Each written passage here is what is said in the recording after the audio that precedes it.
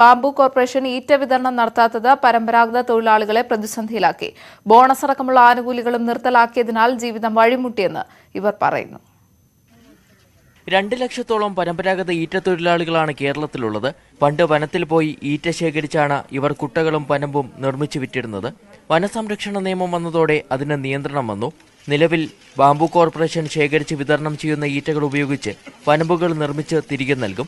3 ദിവസത്തെ അധ്വാനം കൊണ്ട് നിർമ്മിക്കുന്ന ഒരു പനമ്പിന് 30 രൂപയാണ് കോർപ്പറേഷൻ നൽകുന്ന വില.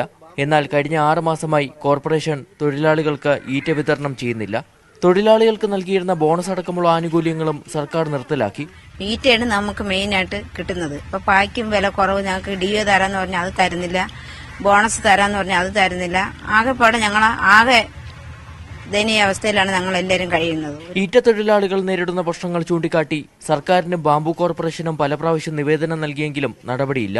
പട്ടികജാതി വിഭാഗത്തിൽപ്പെട്ട സാംഭവ വിഭാഗത്തിൽപ്പെട്ട ആളുകളുടെ ഒരു കുലത്തൊഴിലാണ് ഈ ഈറ്റ തൊഴിലെന്ന് പറയുന്നത്.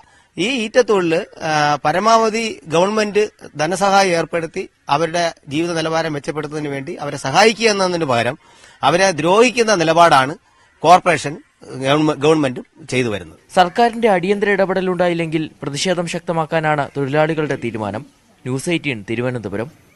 ഇനി കാർഷിക കേരളം.